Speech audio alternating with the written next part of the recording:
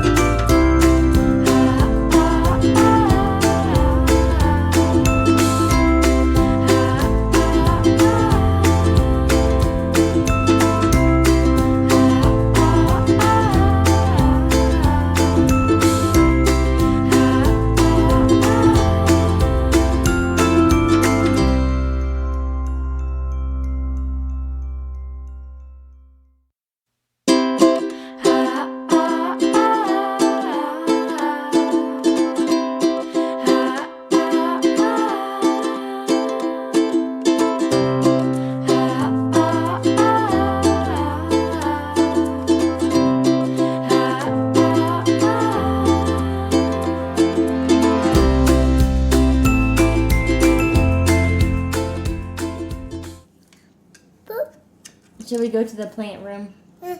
Yeah. Should we see what's going on in the plant room and give an update of our herbs? Yeah? Okay. What are you working on? Hi. Hi. You're learning so many new words. Can you say bye-bye? Bye. Can you say dada? Dada. Mama? Mama. Can you say I love you? Mama. I love you. Love you. Oh. This is what he's got.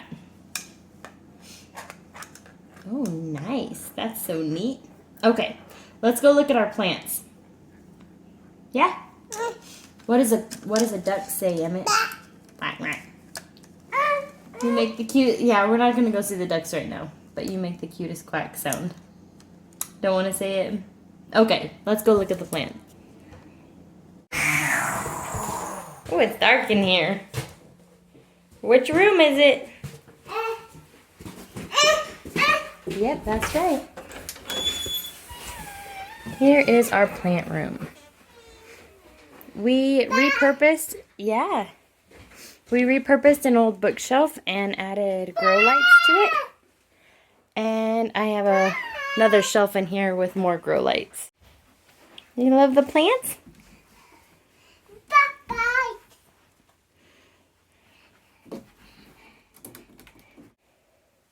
Yeah, I don't think you should be looking into that light. Come here, buddy. No, don't unplug that. Show them the plants.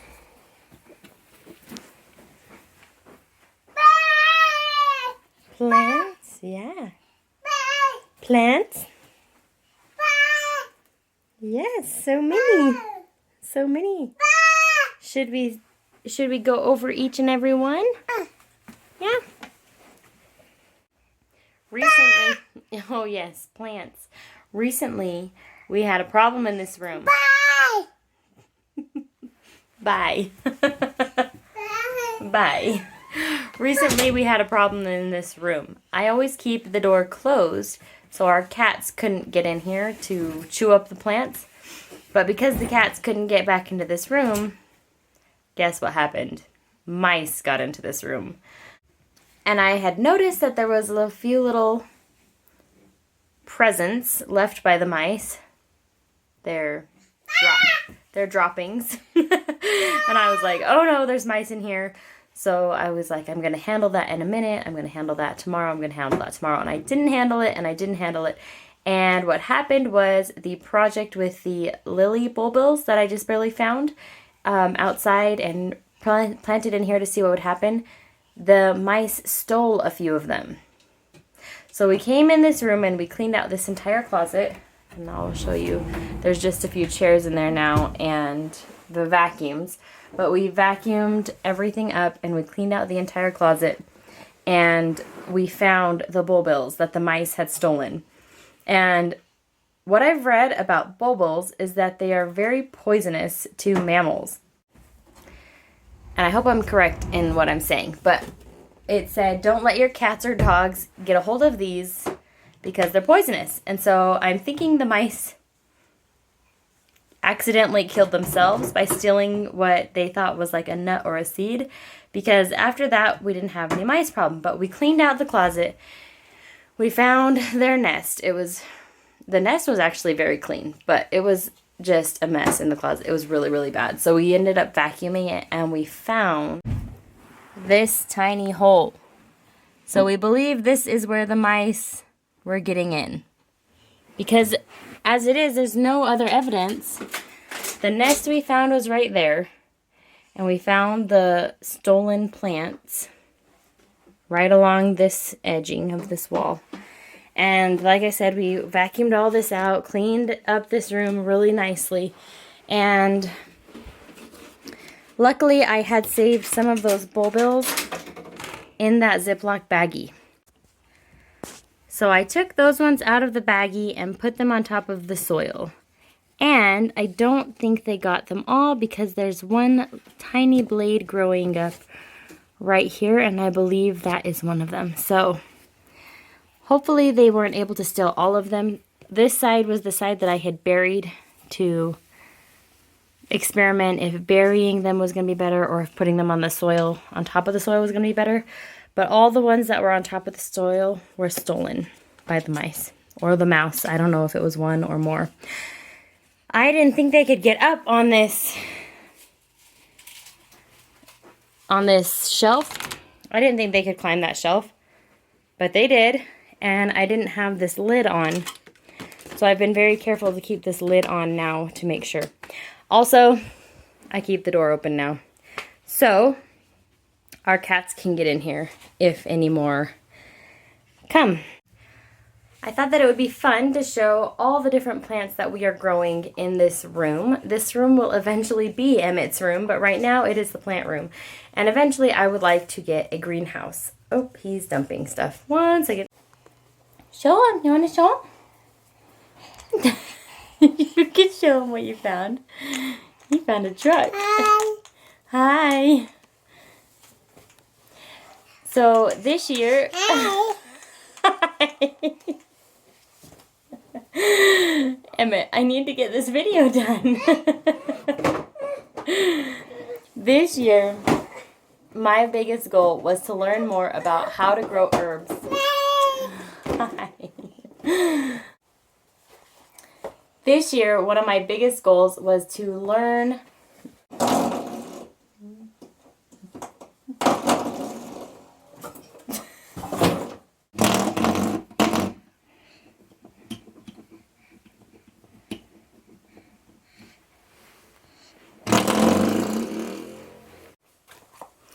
Alright, my very cutest little helper and little buddy has now gone down for a nap. So let me try and dictate my thoughts a little better. He started playing with the little door stopper and then I lost it laughing because it was so cute and so funny. But none of the information I was saying was coming out clear. So I would like to give clear information on this video about the plants that I have tried to grow this year.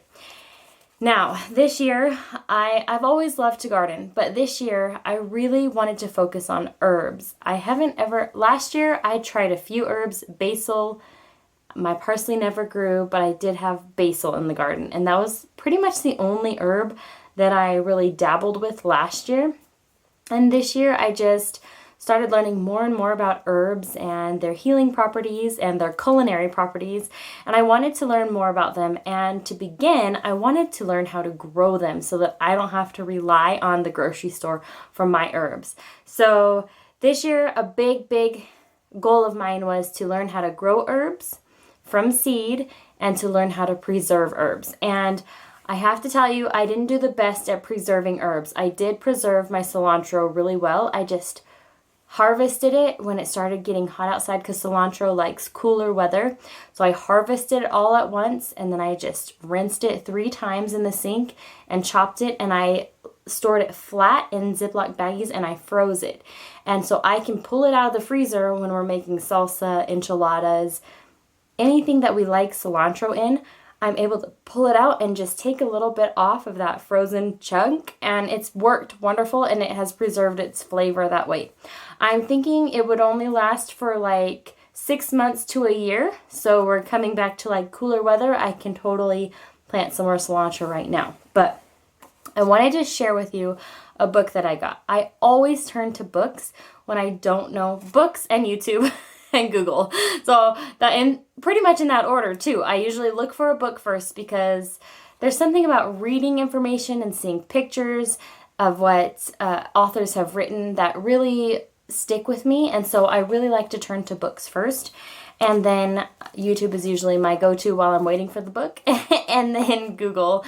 Sometimes I'm not a huge fan of Google because I don't know if all the information on Google is correct. So I don't know. I guess YouTube could be that way too. But this is the book I found. It's called Medicinal Herbs, and it is by Rosemary Gladstar. And what I love about this book, and I loved it on the description before I bought the book because I ordered it online, was it told me that it would be this way. But the book has an introductory about herbs and herbal history a little bit, and then what to put in your kitchen to help you with learning how to preserve them, like what kitchen tools to use and that kind of thing. But what I really, really love about it is every single herb, so here is basil, I'll show you, she talks about the herb. She talks about how to grow the herb, and that was the most valuable information to me. All the information in here is valuable, but I wanted to learn how to grow the herbs. What temperatures do they like? Do they like full sun? Do they like shade? Can I plant them together? All of that information was really important to me, and this book has a lot of details about that. And then the other thing is it has recipes on how to use the herb, and it gives you a paragraph and some of them have a whole page on the medicinal uses and what part of the plant to use. Really, really interesting to me. So there's a lot of herbs can really help us just as much as the pharmacy.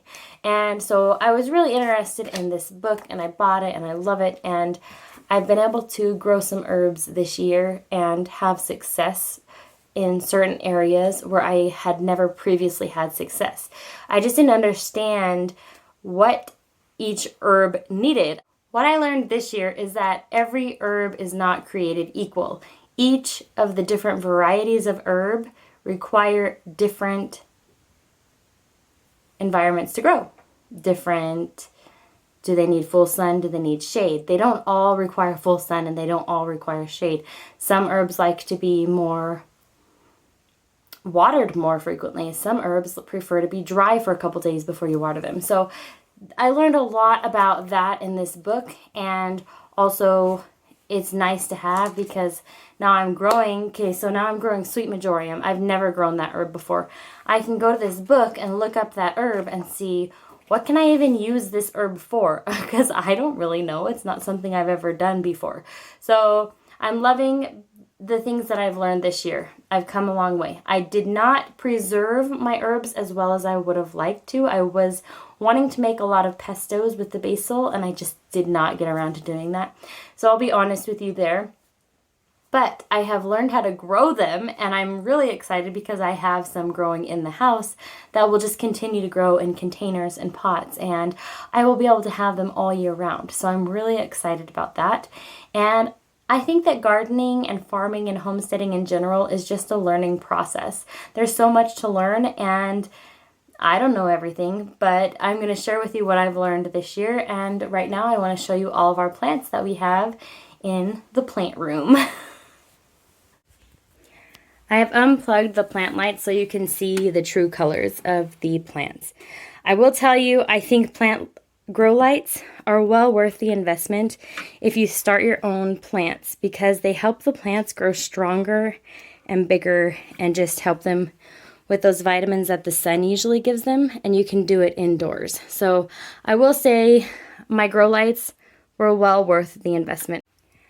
On this top shelf I have thyme, and it started out as such a delicate little plant. Oh, I will tell you, I have all these little sticky things to catch the little nasty little gnats. I thought about taking them all out, but I'm just going to be honest with you. I do have some of those fungus gnats. I think they're almost all the way gone now, though, because I can shake this and not see. I used to have them fly out, and so these are really, really helping, and I think that within a few months, this population will have completely diminished. So for now, oh, there is one flying around. Do you see it? Yuck. Anyway, these yellow sticky traps really help catch them, and I'm just going to be real. We've got a little bit of fungus gnats, but they don't hurt the plant. They just are more annoying more than anything. And I know you can put gravel on your plants too. So if I were to put gravel down right here, it could also discourage the fungus gnats. So anyway, I just recently trimmed up all these plants. So let's just go over. So this is thyme, and it's actually a really delicate little plant, and it's spread out. It grew slower than I anticipated, but it spread really nicely. So I just barely repotted it into a bigger pot, and I'm really happy with the thyme. And I was able to, when I made the homemade roast chicken, I was able to just trim some of this thyme off, rinse it, and use it in the recipe. This is chamomile, and chamomile, I planted chamomile outside this year, and it did way better outside than indoors. So I'm thinking chamomile will be a better outdoor plant. I'm hoping that the chamomile I planted outside spread its seeds, because I just let it go to seed at the end of the season, and I'm hoping that section of my garden will just be a huge, massive plant, because the plants outside got really, really big. My plants inside have gotten about this big and have stopped growing. So I'm thinking they need more room for their roots. This is a flower called Columbine, and it never took off during the regular season, but now it's starting to get bigger and pretty. So I'm excited to see what this plant looks like, and I'll probably plant it out in the spring if it's big enough. Down here on my second shelf of this repurposed bookshelf is sweet Majorium, and I love this plant, and it smells really good, almost like a perfume. And it's just really a really fun plant to have, and it's also spread and spread and spread. And I love that the herbs kind of spread and just take up whatever pot they're in. So, like I said, it smells really sweet and almost like a perfume. I like the way it smells a lot. Over here, Levi did an experiment this year. He is growing orange trees. So those cutie oranges that you buy at the store, and some of these have got dirt on them, so some of them are just really dirty because they fell in the pot when I was repotting. And anyway, these are Levi's orange trees. He has 2 of them. All we did for this experiment was we saved the orange seed out of the cutie, and then you peel that first layer off of the orange seed, and you put it in a Ziploc baggie with a moist paper towel, and you put it in a warm spot. So some seeds require a cold stratification, but the oranges and citrus, they don't require that. And we didn't make a video of that specific process, but there are videos of that process, and that's how we found out how to do it. We looked up videos of what other people had done. So that's what we have. 2 of the cutie orange trees, and who knows if it will ever produce fruit. He's just really excited that his experiment worked. Now right here I have Foxglove, and my original plan was to put these outside, but they're doing well in the pot. I also planted a sugar snap pea down in the middle of these foxgloves, and it's actually growing pretty well. So I'm excited to see if we get any peas in this room. Next, another herb. This is peppermint. And I recently learned that lemon balm is also in the mint family, and so I didn't want my lemon balm and my peppermint to mix. I also learned that mint likes shade, and I didn't know that. So few things to note, but the peppermint is doing really good. It also smells really good, just like peppermint does. Right here I have yarrow. It's Colorado yarrow, and I think that it's just flowers, and I'm excited to plant this outside in the future. Right now I just have it growing in a pot. I will say I started all of these from seed. That's why they're inside. The next plant I have is St. John's wort. It's another delicate little plant. It doesn't have a smell to it like the sweet Majorium, but it is a pretty little plant. And then I have rosemary. And this was another one that I trimmed and used for our roast chicken. I just used our own rosemary right in the pot. And then over here is a plant that I saved from Walmart. It was looking super sad and dead. And it's called, I don't know if I am pronouncing it right, Portulaca. Anyway, it produces these pretty little flowers. It's kind of like a succulent, and I planted some lettuce in the middle of this. So that's just some lettuce, a lettuce seed. And I'm seeing if I can save some of these plants. I got it, it was I think maybe $2 in the clearance plant section, you know. There's another chamomile. I have a calla lily. This was actually infested with aphids when I bought it, and so I put it way out in my field because it was going to be a Mother's Day present. And I put it out in our field, and I forgot about it, and I just barely brought it back inside, and it started coming back. So I was kind of happy about that. The aphids are gone. We had a whole bunch of ladybugs in our field. So the ladybugs took care of the aphids, but that's what that plant is. I couldn't believe that it grew. Here I have Calendula. This was another one I wanted to plant outside, but I just didn't, and it's smaller than it would be outside, but it is producing flowers in its pot, so the flowers it produces are really pretty. And then right here I have Feverfew, and it's white, and the Feverfew is supposed to help with fevers. I recently planted some new lettuce, so we'll see how it does in these little pots. I probably could have planted it outside, but I just wanted to see what it would do planting it inside. Then I have marshmallow right here, and this is a neat plant, this marshmallow. It's very neat. So this one will go outside in the future too. I just recently repotted all of this English lavender, and some of them did not take well to that repotting. So what I've been doing is I just trim whatever turns brown, but most of them have really taken and are doing well. So I'm really excited to see that. I did lose 2 plants, I believe, from the repotting process, but English lavender, I've read, is really, really hard to grow from seed. So I'm really happy with the amount of plants that I have. And I keep them under the grow light. The grow lights really help them, and they're a very, very slow growing plant. This is 6 months of growth, and some of them you can see they're just so tiny still. But I'm proud of them. They're doing their best, and I like to see the growing process all the way from seed, even if it's longer than normal. And here are my lily bulbils. This is my experiment. I found these on the lily plant, and I'm hoping to have some new lilies. Each one is supposed to make its own lily, so I'm hoping the mice didn't dig them all up. And I'm thinking that is one. It kind of looks like a blade of grass. I hope that grass seed did not get in this mix. It shouldn't, because it was a sterile potting mix, so that should be the start of a new lily. So we'll see. I'm really excited to see how this unfolds, this experiment. And like I said, I'm keeping this lid on just in case we have any uninvited critters and visitors. Also on this shelf, I have a hummingbird vine.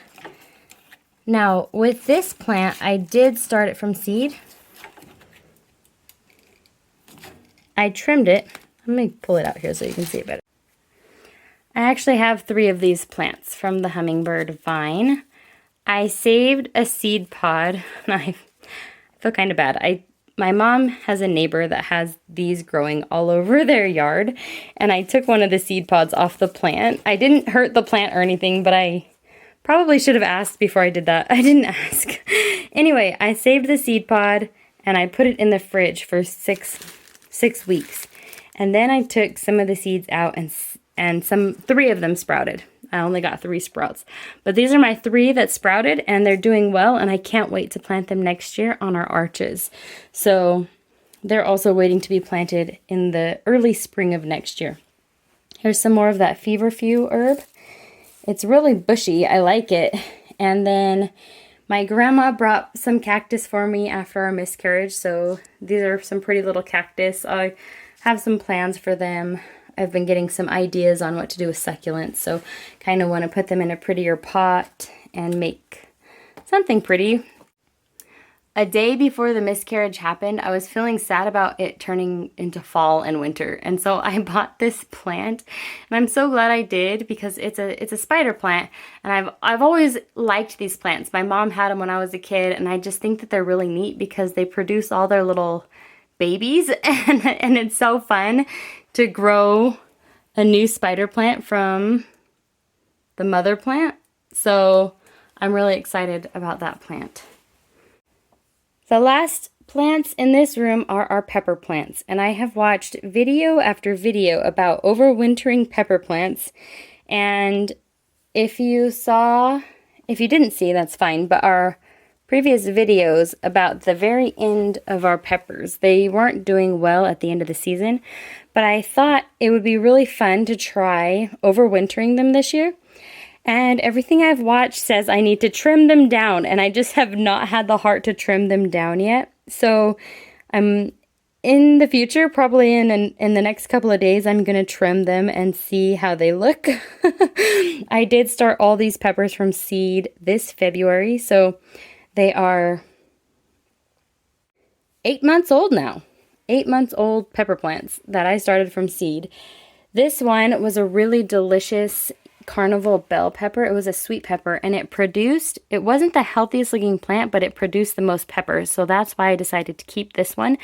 And I'm thinking if I trim it back, because throughout the growing process, I did trim these peppers, and they did get nice and bushy and beautiful before I put them outside. Now, I'm going to see if I can just grow them in containers next year. So, in containers this size. So, I'm going to end up investing in some more containers that are this size. But I think I'm going to listen to the videos, and I'm going to trim them back to where it creates a Y, is what each of the videos say. So, I think I'm going to do it. It's just really hard because I don't want to trim off all those leaves. And I was hoping that I could get my peppers to produce peppers all winter, but I think I would need a greenhouse for that, which in the future I definitely want a heated greenhouse. So our next pepper plant is the Habanero plant, and we treated this plant with neem oil because of the aphids. Oh look, there's some new growth in that spot. Anyway, we treated it with neem oil and accidentally left it in the sun and burned up all its leaves. But down here I see a whole bunch of new growth, so I think it will be fine for me to trim this plant as well and just let it come back as a new plant. Here's our pepper. I call them pepperoncinis, but I think I'm saying it wrong because as I'm looking at it, it looks more like pepperoncini, like almost like pepperoni, but with a C in there. Anyway, those are my favorite peppers to eat from the grocery store. And this plant produced such spicy peppers, I wasn't expecting it. I thought they were going to be on the mild side. But we saved this plant because I'm curious to see what it does. And again, I think I'm going to trim trim it down. I'm nervous to trim it, but I'm going to watch more videos on that and I'm going to trim it down. So the next pepper we have is a Pasillo Bajío. And it has a little pepper growing on there. And again, we treated all of these with neem oil before we brought them in. And I'm so glad because I do see where there are aphids. And we're going to treat them one more time. And as long as we bring them in and don't leave them in the sun, their leaves don't fall off like this. So just don't leave your plants in the sun after you treat them with neem oil because it burns up their leaves. Here's an Ancho plant, and this is what I'm talking about. The cats sometimes get my plants, so I wanted to trim this plant back anyway because it is kind of spindly, so I kind of wanted to trim it, but there are some peppers on there, so I'm really having a hard time with and there's a few aphids on there. Really having a hard time with the idea of trimming them. Next up here is Cayenne Pepper. I saved 2 of these because it was this one's roots that we damaged, and I wasn't sure if it would come back. But as I'm looking at it now, it's been a week, and I think they'll be okay because I can see new growth. So it must be okay that we damaged some of its roots. And we saved a serrano pepper. And this one's just looking beautiful. I don't want to trim it at all. And a jalapeno pepper. And then we have some really, really spicy peppers that we debated on saving, but I thought, why not? They're specialty pepper, let's just do it. So we have here cayenne pepper. This was our backup in case the roots on that other one didn't make it. A Thai hot, and this one has, let me bring it over here where you can see it's coloring better. This one has a bunch of little peppers growing on it. It's kind of fun. But this one definitely needs to be trimmed back so that it can bush out again. I want them to be more bushy than tall and spindly. I want them to be bushy plants. And the very last plant I will show you in our plant room that will eventually be Emmett's room is the Santaka. And this is another Japanese hot pepper. So this one's actually looking pretty bushy. I think I'm going to leave it. It's doing really well indoors, and it's in a really tiny pot, so I'll definitely up pot it as the winter goes on. But I just kind of had to use what I had, and that I had purchased some little pots at Home Depot. I was going to put the lettuce in these pots actually, then I thought I think I want to save a few of those really hot peppers, so that's what I did. So I still got a lot to learn in the gardening department, but I love having these indoor plants. It might be a little strange to some people, but there's another plant that I should have showed you. I have a lemon balm plant in our living room, and the lemon balm smells amazing. You know what? I'm going to bring it in here and show you really fast. Here it is. Here's the lemon balm plant. Now this, I love the way this plant smells. It's very citrusy and it smells really, really good. So it is in the mint family though, so I'm trying to keep it separated from my peppermint, and I think peppermint and lemon balm are the only mints I have right now. But if we had any other mint family plants, I'd like to keep them separated because they do cross each other, and I think they can cross pretty easily. It doesn't take a pollinator. It can just happen with the wind. So even having it in here, if I have the windows open, they might cross each other, and I really want them to stay true to their species. So, like I was saying, it might seem a little strange that I have all these plants indoors, but it really brings me a lot of peace to work with plants. And like I've mentioned, I really want a greenhouse in the future, so they won't be taking over my house. But I'm thinking now as I say this that even when I get a greenhouse, that some will probably end up in our house still. Like right now, I started a little garden on our windowsill in our kitchen, and it's radishes and bunching onions. And I put the onions, it's a long square pot, and I put the onions in a nice low row, and the radishes are popping up on the outsides of the container. So I'm thinking that even if I had a greenhouse right now, I would still have plants inside because they just bring me a lot of comfort. I remember being a kid in school and learning about trees and how they produce the oxygen that we breathe through the carbon dioxide that they release. And so I think there's something to be said about nature and plants and the earth and us as humans and our relationship between these things, between the animals and the plants and the earth. And I think there's something to be said about really caring for each plant and each tree and each animal, even though, so right now we're raising the pig, and like I mentioned yesterday, my daughter's very attached to the pig and will be very sad when we process the pig.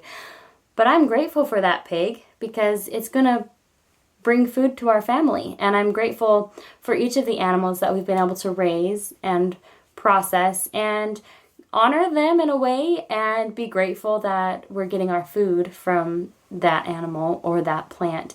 And there's a very, intimate relationship when we think about nature and food and humans in this way. And I'm grateful for what plants give to us and trees and animals, and I feel like what better way to care for these things in the best way that we can while we're here on the earth too. So thank you so much for watching today. I hope that you're having a wonderful day. Thank you for subscribing. We're blown away and just so grateful for all the subscribers we have received in this week, and we are so appreciative, and we will get on as a family and say thank you very, very soon and do a cute video for you all. For now, you get to talk to me while my husband's at work and Emmett's taking a nap and my other kids are at school. So thank you so much for stopping by. We appreciate it and have a wonderful day. Bye.